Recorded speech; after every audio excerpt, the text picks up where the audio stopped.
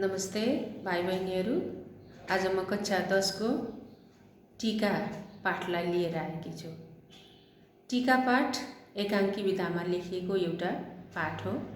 यस एकाङ्कीका लेखक भीमनिधि तिवारी।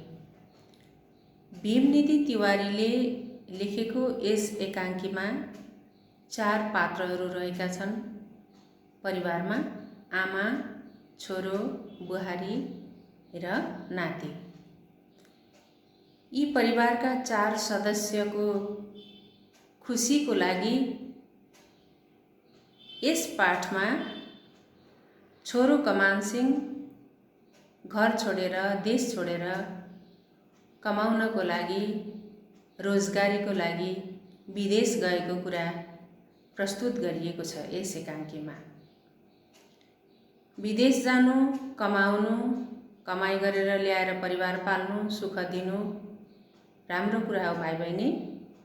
तर यस एकाङ्कीमा केही कुरा प्रष्ट पार्न खोजिएको छ। यसको मूल सन्देश के हो त? यस पाठले केही सन्देश छोड्न खोजेको छ, जुन सन्देश भाइ बहिनीहरूको लागि अत्यन्त यसले महत्त्व राख्दछ। आजभोलि मानिसहरू आफ्नो देश, आफ्नो परिवार, आफ्नो घर छोडेर संसार घुम्ने, जहाँसुकै डुल्ने, अध्ययनको लागि र कमाई गर्नको लागि, रोजगारीको लागि पनि घर छोडेर देश छोडेर हिँडेको पाइन्छ। अब यो कतिसम्म सही, कतिसम्म ठिक हो र कतिसम्म बेठिक हो, यो पाठ पढेर नै हामी बुझौँ है त। अध्ययनको लागि, हामी उच्च शिक्षाको लागि, राम्रो शिक्षाको लागि, हाम्रो देशमा भन्दा पनि अझ राम्रो शिक्षाको लागि केही अवसरको खोजीमा मानिस जानु ठिकै हो। तर पनि गएर आफ्नो जन्मभूमिलाई चटक्कै माया मार्नु चाहिँ कदापि ठिक होइन। यस पाठमा आमाको एकमात्र छोरो कमान सिंह आफ्नो परिवार पाल्नको लागि रोजगारी खोज्दै विदेशिएको देखाइएको छ। विदेशमा गएर रोजगारी गरेर धेरै मानिसहरूले कमाएर ल्याएका पनि छन् भाइ बहिनी। कति मानिसले दुःख परेर त्यही अलपत्र भएर बसेका पनि देखिन्छन्। कति त्यति मात्र होइन, प्राण गएर मृत्युवरण गरेर त्यहीँ खप्न नसकेर, दुःख सहन नसकेर, तातो हावा सहन नसकेर, हेरचाह गर्ने परिवारको व्यक्ति नभएर मृत्युवरण गरेर बाकसमा नेपाल फर्किएका अत्यन्त मार्मिक, अत्यन्त कारुणिक दृश्यहरू हामी देख्छौँ, जुन अत्यन्त दुःखदायी छन्।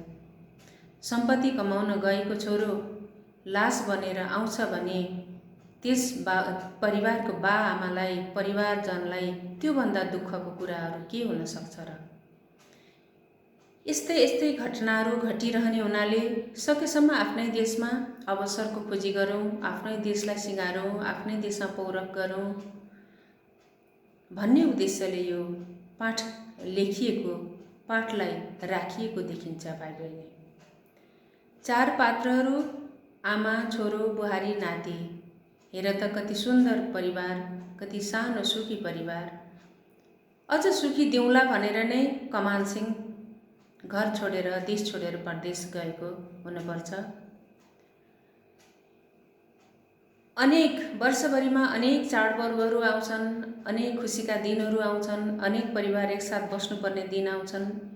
तर परिवारको एक सदस्य यदि भएन भने त्यो अभावले त्यस परिवारमा कुनै खुसियाली ल्याउँदैन, शून्यता छाउँछ भाइ बहिनी।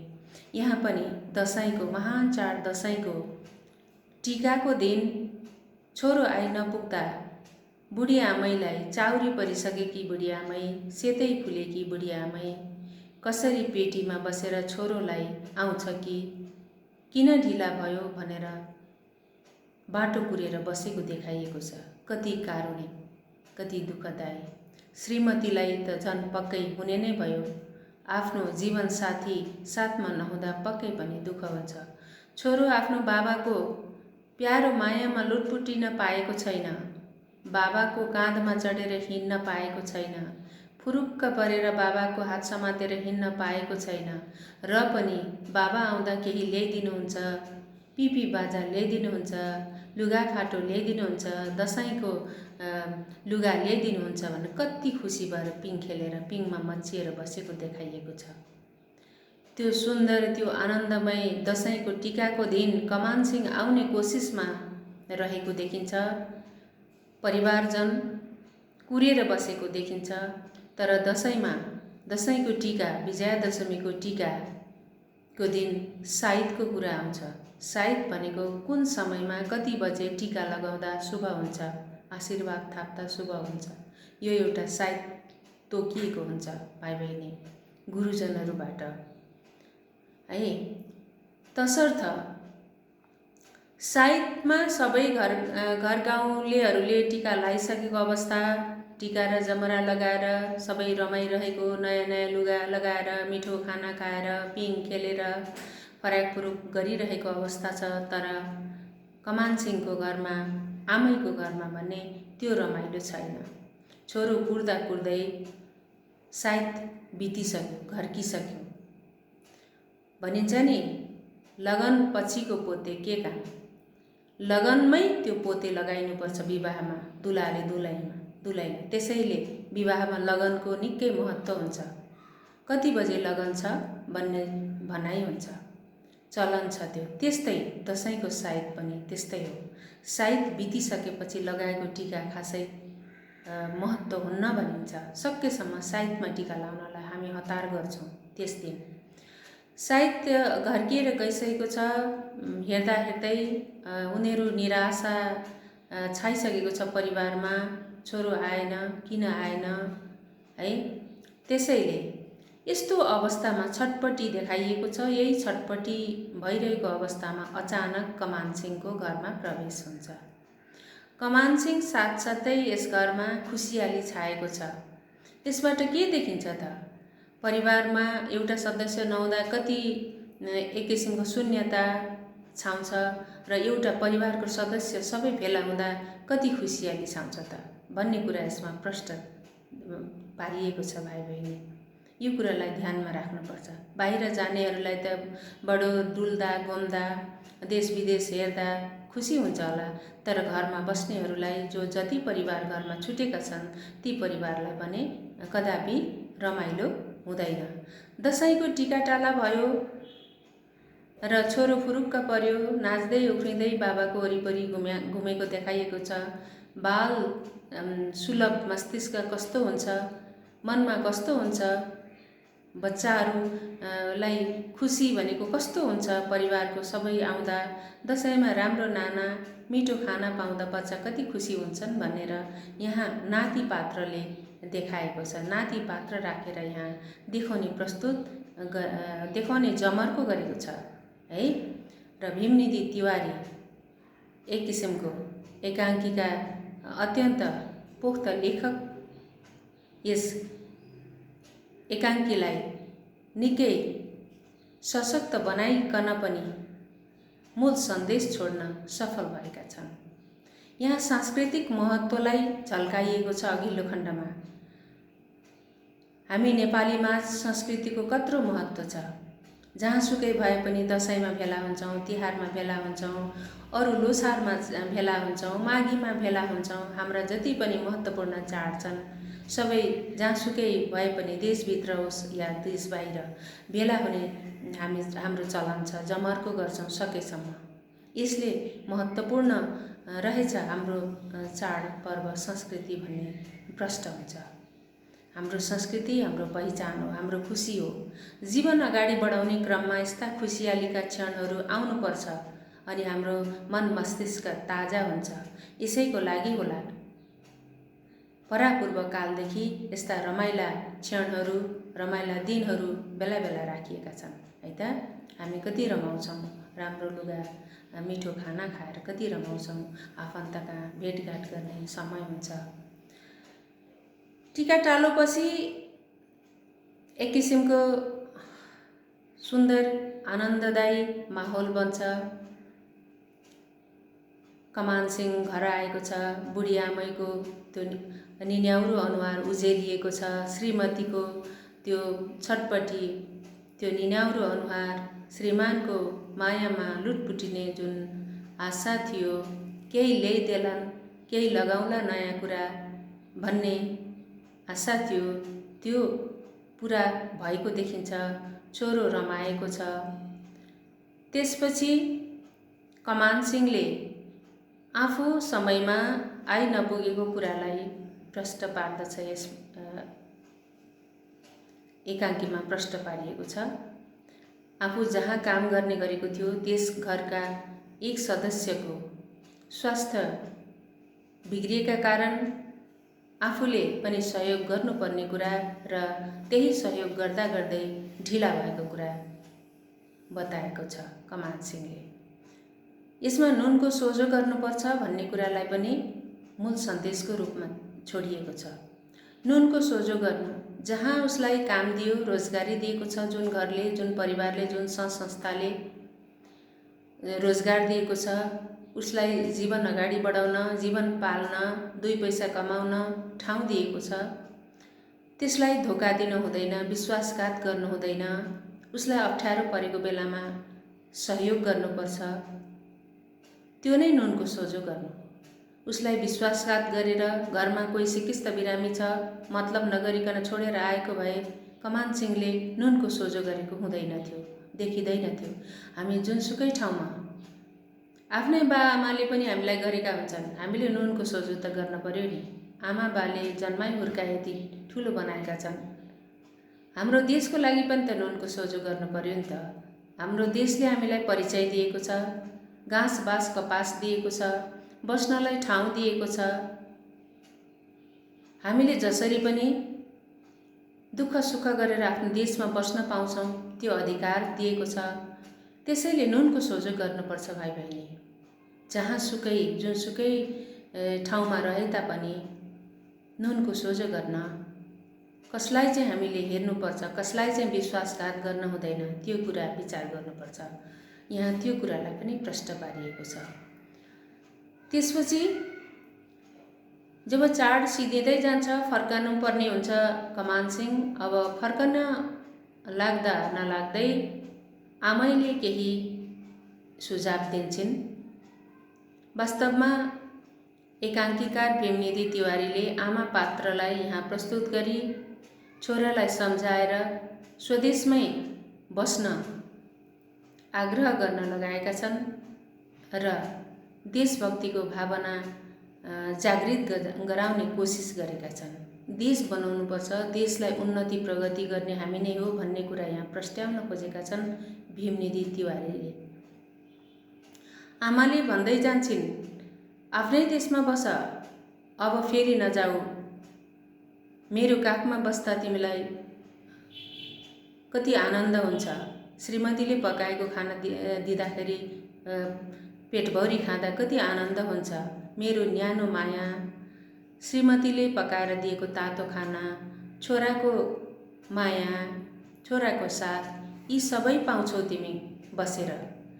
त्यसैले आफ्नै घरमा बस, आफ्नै जन्मभूमिमा बस, आफ्नै जन्मभूमिलाई सिँगार। तिमी परदेशमा गएर जतिसुकै मेहनत गरे पनि त्यही देशको उन्नति हुन्छ, तिम्रो देशको उन्नति हुँदैन। दुई पैसा ल्याएर केही हुँदैन। आफ्नै देशमा केही अवसरहरूको खोजी गर्न मिल्छ। आफ्नै देशमा अवसरको खोजी गर्नुपर्छ। सानो ठुलो जस्तोसुकै उद्योग, कल कारखाना, खेती किसानी अथवा कुनै पनि उद्योग धन्दा गरेर हामी जीवन जिउन सक्छौँ। केही नभए ज्याला मजदुरी गर्न सक्छौँ। काम सानो ठुलो भन्ने हुँदैन। काम सदैव कामको मूल्याङ्कन गर्ने हो भने कामको मूल्य जति पसिना कमाएर पसिना बगाएर काम गर्छन् त्यो अझ महत्त्वपूर्ण, त्यो अझ महान। हामी जसलाई कस्तो तल्लो कस्तो सानो काम भन्छौँ भाइ बहिनी, वास्तवमा त्यो सानो काम होइन। सानाले हामीले भनेका सानाले गरेको कामले त देश बनिरहेको छ नि, होइन र? यदि गिटी कुटिदिने मान्छे भएनन् भने घर कसरी बन्छ, होइन? त्यसैले सानो ठुलो भनेर हाम्रो सोच बदल्नुपर्छ। हाम्रो सोचको कुरा हो। हामी भित्रको सोचलाई बदलौँ। जे काम पाउँछौँ त्यो काम गरौँ, अवसरको खोजी गरौँ। यहाँ यही भन्न खोजिएको छ। घर अर्काको घर छाएर बनाउनु भन्दा आफ्नै घर छाउनु, आफ्नै घर बनाउनु, आफ्नै घरको उन्नति गर्नु भनिएको छ। यो आफू बस्ने बासको घर र आफ्नो देशलाई पनि घर भन्न खोजिएको छ। जति पसिना चुहाउँछौँ हामी, बगाउँछौँ, आफ्नै माटोमा बगाउनुपर्छ भनिएको छ। आफ्नो माटोमा पसिना बगाए पो आफ्नो माटो उर्वर हुन्छ, मलिलो हुन्छ, अनि त्यसमा अन्न उत्पादन हुन्छ। हेर त कति सुन्दर देश छ हाम्रो देश। हिमचुलीले भरिएको देश, अनेकौं जडीबुटी र जीवजन्तुहरू चराचुरुङ्गीले भरिएको पहाड र सुन्दर बाला झुल्ने तराई। के छैन र हाम्रो देशमा? अथाह नदीहरू, अथाह जलस्रोतको भण्डार हाम्रो देश। के छैन हाम्रो देशमा? हरेक कुरा छ। केवल छैन त मानिसको श्रमको खाँचो छ यहाँ, सोचको खाँचो छ यहाँ। हामीले हाम्रो देशलाई गरिब छ, केही छैन, यहाँ अवसर छैन भनेर बाहिरै मात्रै लाग्यौँ भने, विदेशियौँ मात्रै भने के हाम्रो देश बन्ला त? कसले बनाउँछ हाम्रो देश? हाम्रो देश बनाउने हामी नै हो। हामी सबै जनता मिलेर देश बनाउने हो। हामी सबै नागरिक मिलेर देश बनाउने हो। देश बनाउनलाई अर्को आउँदैन। हामी अर्काको देशमा जान्छौँ र त्यो देश बनाउँछौँ। भनिन्छ नि, अर्काको देशमा जहिले सुकै दोस्रो दर्जाको नागरिक भएर बस्नुपर्छ, चाहे अरबौं कमाऊ। आफ्नो देशमा गरिब हौँ तर पहिलो दर्जाको नागरिक भएर बस्न पाउँछौँ है। त्यसैले आफ्नो देशलाई सम्झनुपर्छ, माया गर्नुपर्छ, देशभक्ति हुनुपर्छ। जसमा देशभक्ति छ उसले देशलाई कदापि बिर्सँदैन। हामी हो समय समयमा विदेश जान्छौँ, घुम्न जान्छौँ, पर्यटकको रूपमा जान्छौँ, उच्च शिक्षाको लागि जान्छौँ, तर धेरै देशभक्त नागरिकहरू फर्किएर आउनुहुन्छ। धेरै देशभक्त नागरिकहरू वहीँ बसेर पनि देशलाई, नेपाल देशलाई सहयोग गरेको हामी देख्छौँ। चटक्कै बिर्सिएर जाने चाहिँ यो चाहिँ देशलाई लत्याएर जाने चाहिँ कदापि ठिक होइन। यस पाठमा सकेसम्म आफ्नै घरमा बसौँ, आफ्नै घर छाउँ, आफ्नै घर बनाऊँ। अझ बुढी आमैको भनाइअनुसार एक गाग्री पानीमा अर्को एक मुठी पानी कसो नअटाउला त भनिएको छ। यो भनेको हाम्रो देशमा 3 करोड जनता छन्। यो करोडौं जनता अटाएको ठाउँमा छोरो एउटा किन अटाउँदैनस् भनेर सम्झाउन खोजेकी छन्। वास्तवमा अटाइन्छ, यहाँ सबै अटाइन्छ। सबै नेपाली आएर अटाउन सकिन्छ।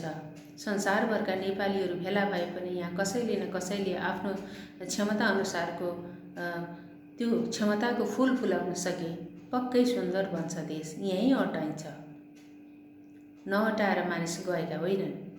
यदि हामीले बनाइदिएनौँ भने देश, हामीभन्दा पछाडिको सन्ततिले पनि त झन् कस्तो देश देख्ला। नेपाल देशलाई सुन्दर बनाएर हामीले छोडे पो हाम्रा सन्ततिलाई सुख हुन्छ, नत्र पुस्तौँ पुस्ता दुःखै दुःख हुने होइन र। तसर्थ यस एकाङ्कीद्वारा भीमनिधि तिवारीले तिमीहरू जस्ता युवाहरूलाई, युवावर्गलाई स्वदेशमै बसेर केही गरेर देशको उन्नति प्रगति गर्ने, परिवारबाट बिछोडिएर नजाने, दुःख पाउन नजाने, परिवारमा एकसाथ बस्दाको आनन्द खुसी कहिले पनि नमेट्ने, एकसाथ बस्ने, परिवारलाई एक अर्काको सहयोग हुन्छ, एक अर्काको खाँचो हुन्छ, त्यो आवश्यकतालाई पूर्ति गर्न घरमै बस्ने भनिएको छ। बरु रुखा सुखा रोटी नै किन नखाऊ, ढिँडो पिठो नै किन नखाऊ, चाहे साग र भात नै किन नखाऊ, चाहे केही नभए हामी मूलको चिसो पानी पिएर पनि, हाम्रो देशमा पानी कति महत्त्वपूर्ण छ। मूलको चिसो पानी जमिनबाट निस्किरहेका हुन्छ। त्यो पानी हामीले पियौँ भने पनि, घटघटी पियौँ भने पनि हामी तृप्त हुन्छौँ। त्यो पानी पिएर पनि बस्न सक्छौँ। भनिन्छ नि, एक छाक भोकै, एक छाक मकै खाएर पनि हामी आफ्नै देशमा बसौँ। हामी धेरै खानाको खोजीमा धेरै सुखको खोजीमा भौँतारिएर हिँड्नु वास्तवमा ठिक होइन। हामी कमाउन जान्छौँ, केही समय कमाएर फर्किएर देशमै आऊँ, स्वदेशमा लगानी गरौँ, स्वदेशलाई बनाऊँ। गइहाल्यो भने पनि सकेसम्म नजाउँ भन्न खोजिएको छ यस पाठमा। तसर्थ पोले पनि घामै जाति, कुटे पनि आमै जाति। भाइ बहिनी, आमाभन्दा ठुलो कुरा संसारमा केही छैन। आमालाई छोडेर गयो भने त्यो आमाको अजस्र माया, त्यो भित्र हृदयदेखिको निस्वार्थ स्नेह तिमीहरूले संसारमा कहीँ खोजेर पाउँदैनौ।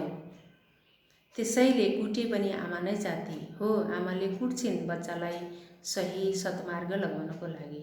टेरेन भने कुट्नु पनि पर्छ, गाली पनि गर्नुपर्छ। त्यो रिसले होइन, त्यो छोरो मरोस् दुखोस् भनेर होइन। छोरोलाई दुख्दा आमालाई दुख्छ, आमाको छाती चिराचिरा हुन्छ। वास्तवमा छोराछोरी रुँदाखेरि आमाहरूको मन रुन्छ, यो यति तिमीहरूले याद गर्नु। त्यसैले आमालाई छोडेर जाने इच्छा रहर कदापि नगर्नु।